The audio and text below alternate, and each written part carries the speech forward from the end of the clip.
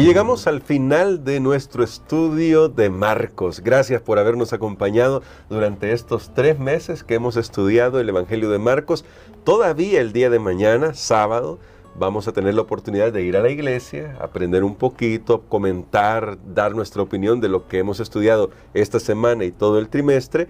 Pero este día estamos terminando acá ya con la motivación de saber que el próximo domingo estaremos estudiando el Evangelio de Juan, los temas del Evangelio de Juan, porque tal vez no podremos ir texto por texto, como casi hemos podido ir con Marcos, que también no ha sido propiamente así, pero vamos a aprender muchísimo todavía. Así que hoy vamos a orar para que podamos continuar con un tema que dejábamos ayer y que va a ser muy interesante en este día.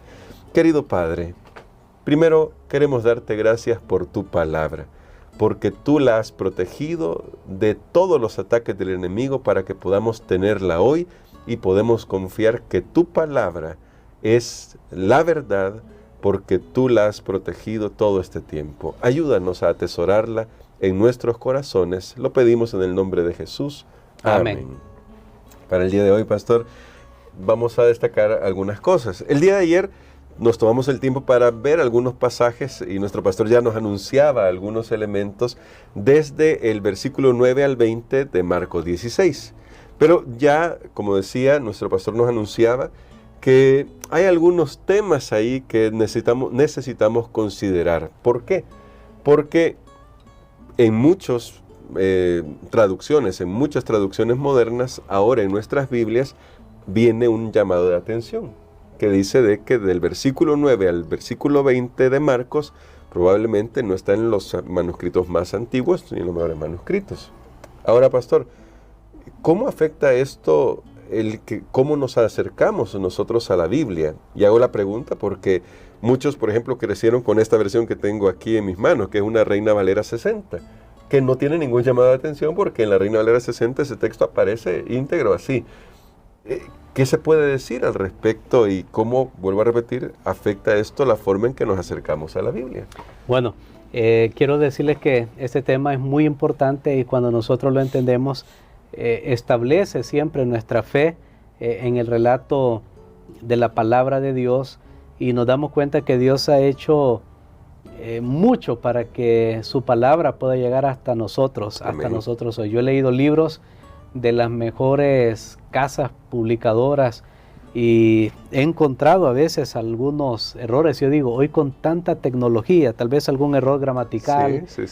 Tal vez con tanta tecnología, ¿cómo es que todavía puede irse algún error? Y ahora imaginémonos en aquel tiempo que no había toda la tecnología que tenemos ahora, que podía contar pues espacios, cantidad de letras, párrafos, etcétera, y todo era manual y en la observación de una persona, y aún así nos ha llegado la palabra de Dios. Bueno, eso es extraordinario. Amén. Para mí. De hecho, las copias, las traducciones y las copias de la Biblia fueron hechas con mucho cuidado, especialmente las copias de los textos en los idiomas originales como el hebreo y el griego. Mayormente los escribas contaban, incluso como no habían esos contadores automáticos, sí. Ellos iban contando las letras, iban contando todo para que supieran que estaban copiando lo que estaba diciendo el mensaje original. Pero para que nosotros entendamos esto, tal vez para alguien que es muy observador, se habrá dado cuenta que cuando lee Marcos capítulo 16 y el versículo 8 y luego lee el versículo 9, parece que están dando los dos un mensaje contrario. Entonces eso nos lleva a creer que allí nosotros tenemos lo que se ha llamado o un final corto del libro de Marcos, o un final más largo, que lo vamos a explicar, y ambas, si nosotros tenemos ambas explicaciones, nos daremos cuenta que siempre podemos sacar lecciones de cada una de ellas. Ayer estamos hablando mayormente de Marcos capítulo 16, versículos 9 al 20, sí. y vamos a descubrir, tomemos nuestras Biblias en Marcos capítulo 16, leamos el versículo 8 primero y luego leemos el versículo 9 y 10, Muy o los bien. versículos 9 y 10. Dice así, verso 8. Y ellas se fueron huyendo del sepulcro porque les había tomado temblor y espanto, ni decían nada a nadie porque tenían miedo. Habiendo pues resucitado Jesús por la mañana, el primer día de la semana, apareció primeramente a María Magdalena, de quien había echado 7 demonios. Yendo ella, lo hizo saber a los que habían estado con él, que estaban tristes y llorando. Ok, Muy bien. aquí nosotros vemos aparentemente una contradicción de conceptos, porque dice, no dijeron nada a nadie, pero el versículo 10 dice, yendo ella lo hizo saber. Sí. Entonces uno dice, bueno, o dijeron o no dijeron. Queda esa curiosidad. De paso, cuando se habla de la transmisión del texto bíblico hacia nosotros, hay algunas cosas que tenemos que entender. Tal vez esta lección de hoy considerémosla como un bono. No es en sí que, como digo, que estamos estudiando lo que dice el día específico de la lección para hoy, sino que queremos ampliar un poco el concepto, un poco nada más, el concepto de cómo funcionó la transmisión de las Sagradas Escrituras para nosotros hoy. Para comenzar, hermano Gerson, no tenemos el manuscrito primario, el original, el que escribió Marcos, el que él tocó. Es como que usted haga ahí un papelito y pone una nota, ok, pero está con su letra, su puño y letra, como dice el dicho. Ese manuscrito no lo tenemos. Y no solo de Marcos, sino de ningún libro de la Biblia. Ahora, ¿significa eso que no podemos confiar? Claro que no significa eso. Podemos confiar. ¿Por qué? Porque ya lo dije yo al principio, que se iban haciendo copias y copias. Recuerden, no habían fotocopiadoras, no habían imprentas para sacar una producción en masa. Todo había que hacerlo a mano. Por ejemplo, el que escribió Moisés, ese manuscrito de Génesis que Moisés hizo, ese que él tocó, que él estuvo escribiendo ahí, ese no lo tenemos, no está, no existe. Pero estamos seguros, hay tantas copias de los escritos, ya sea de Moisés o de los escritos de los libros que contienen la Biblia, que nosotros podemos saber que se fue transmitiendo del original, se fue copiando a al otro, al otro, al otro, y así ha llegado hasta nosotros hoy. Claro, tenemos que saber algo, que en ese proceso de copia y de transmisión, ahí es donde pudo haber pasado también que alguien una letrita cambia. Por ejemplo, cuando uno lee en Apocalipsis que dice, bienaventurados los que lavan su ropa, y otra versión dice, bienaventurados los que guardan su mandamiento, es porque una letra hace la diferencia para decir, o lavan la ropa o guardan su mandamiento. Y claro, se le pudo haber pasado, y se va pasando eso, que no cambia al final el sentido, porque si queremos entrar al cielo tenemos que lavar nuestras ropas en la sangre del Cordero. Y si queremos entrar al cielo, también nosotros debemos ser observadores de los mandamientos. No que los mandamientos nos salvan, pero es la muestra que hemos sido salvados. Entonces Dios se ha encargado, hermano Gerson, que a pesar de todos esos, podemos decir, compromisos humanos o participación humana al escribir el texto sagrado, no haya al final una desviación del tema importante global que es el plan de salvación a través de Jesucristo. Eso tiene que quedar claro, porque pueden haber ahí cierta minucia, no, que allá dice un número, aquí dice otro número, y los incrédulos usan eso para decir, mire, la Biblia se contradice, pero es que nosotros mismos en nuestro hablar a veces no queremos ser exactos. Por ejemplo, yo digo, bueno, ayer estuve en una reunión y habían 100 personas, pero yo no las conté, a mí me pareció que habían 100, puede ser que habían 105, puede ser que habían 96, puede ser que habían 110, pero es un número aproximado. Pero a veces no queremos ser exactos, porque lo que queremos transmitir no es tanto esa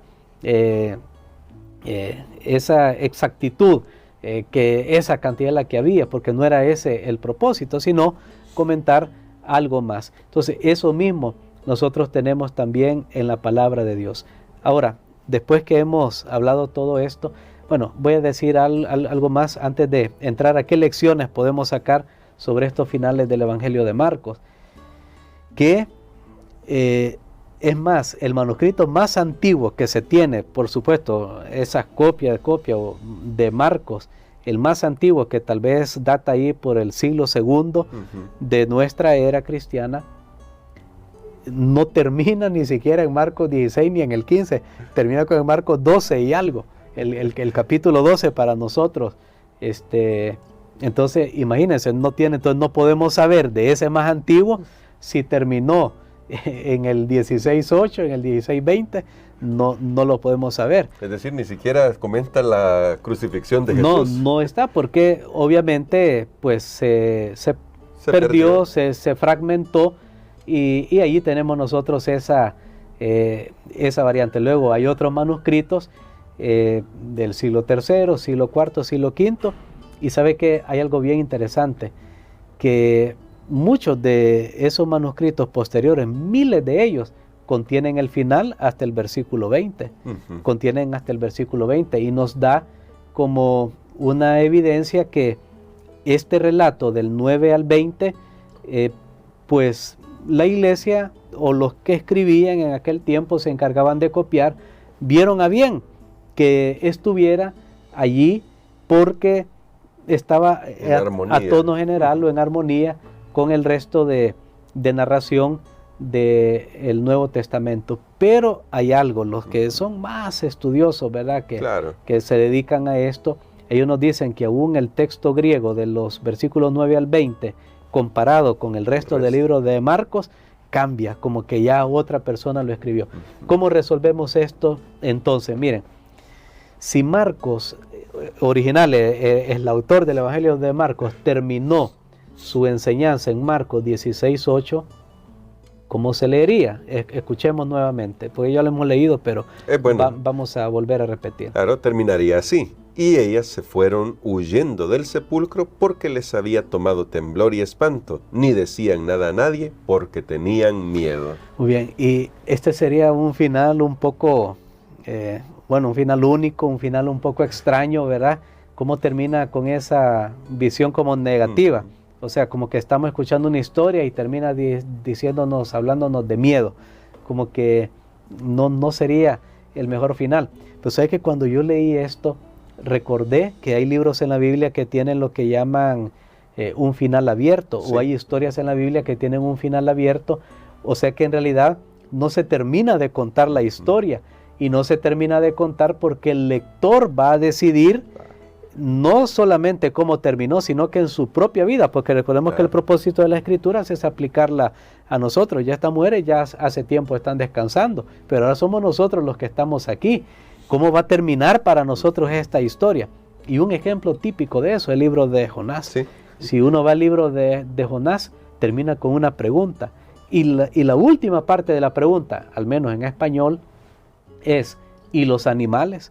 Es cuando Dios le dice a Jonás, mira que Nínive no pueden discernir, ni que la gente allá, ni su derecha, ni su izquierda, y no voy a tener compasión de ellos. Y le sigue diciendo y termina, ¿y los animales? Así termina el libro. ¿Qué pasó? Jonás aceptó el consejo de Dios, ¿no lo aceptó? No lo sabemos. Pero entonces ese final abierto nos da la oportunidad de poder nosotros ponerle, bueno, yo soy ese Jonás. La pregunta es, ¿yo voy a aceptar o no voy a aceptar? La parábola del hijo pródigo es otra que tiene un final abierto, donde se dice que el hijo mayor, cuando el padre hizo fiesta por el hijo menor que había regresado sin nada y había perdido todo, dice que el hijo mayor estaba fuera de la fiesta, pero no se sabe si entró. ¿Y por qué Jesús no terminó de contar esa historia, si entró o no entró, o qué pasó? Porque ahí quedaba, él estaba diciendo eso a los judíos, que lo estaban criticando, que comía con los pecadores, que no sé qué. Y entonces, al contar esa historia, lo que Jesús está diciendo es, ¿ustedes van a entrar a la fiesta o no van a entrar? Que es una pregunta para nosotros. Ahora, algunos dicen, un final de estos, como Marcos 16:8 de este libro, es muy sofisticado para esa época. ¿Será que pensaban ellos de esa manera? Y voy a terminar así, de esta forma. Bueno, yo creo que no habría ningún problema, porque va a tono con ese estilo que Marcos ha tenido de enfocarse en ese silencio y permitirnos a nosotros, los lectores hoy, determinar si vamos a continuar con el silencio, cosa que no sería buena hacerlo, porque Jesús ya resucitó y tenemos que unirnos al autor, como al iniciar el libro, él de una vez declara quién es Jesús, o si nosotros vamos a ser de los que proclaman. Entonces es probable que eso hizo que alguien en el siglo posterior a Marcos, siglo II, dijera, bueno, aquí pongámosle el final que debería haber tenido. ¿Cómo obra la inspiración en esos casos? Miren, vamos al libro de Deuteronomio. Habla de la muerte de Moisés. ¿Cómo Moisés pudo escribir de su propia muerte y después decir nunca más se levantó un profeta como Moisés? Él está hablando de sí mismo y lo dejó escrito ahí.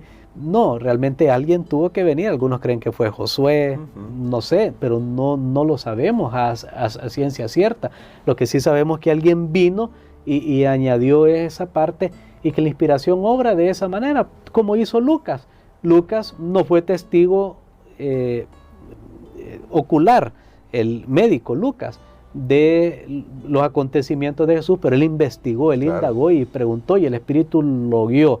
Por eso es que dijimos el día de ayer que esta sección del 9 al 20, Marcos 16, 9 al 20, nosotros tenemos que compararla siempre con el resto del testimonio de las Escrituras, y allí vamos a tener entonces los dos finales. El final corto que nos dice que nos deja a nosotros la pregunta que vamos a hacer con el hecho de que ya Jesús resucitó y hay que contarlo, que hay una orden ya para contarlo, porque cualquiera lee Marcos y dice, bueno, aquí entonces tengo que quedarme callado. No, pero el libro termina diciendo, hay una orden para contar. Si tú te callas, hay un problema, porque ya tienes que hablar. O vamos a aceptar, pues, que tenemos que ir en misión, como lo narra el final más largo. De paso, algo que no he dicho acá, es que en este final corto del 16:8, se le añade en realidad todavía un versículo más donde hace un resumen, y esto lo tienen algunas Biblias, pero no lo tienen todas las Biblias, no lo tienen todas las Biblias. Entonces sería como hasta Marcos 16:9 si aceptamos el final corto. Pero lo interesante, pastor, es que, como usted ya ha dicho, posiblemente un editor tratando de hacer un resumen final para darle ese final que creyó que debía tener el Evangelio de Marcos, si pensamos que debía terminado hasta el verso 8, llama la atención que en realidad, y ayer usted ya lo destacaba, cuando se leen esos textos, uno puede hallar un paralelo con el resto de los relatos.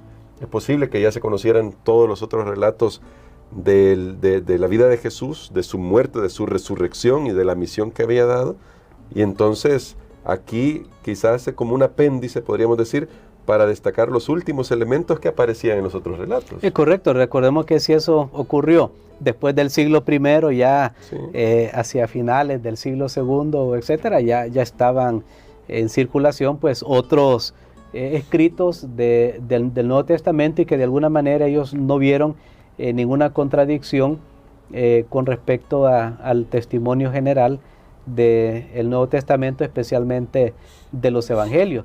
Recordemos además que ya para el siglo II, pues sí, ya no habían personas testigos oculares, ¿verdad? Sí.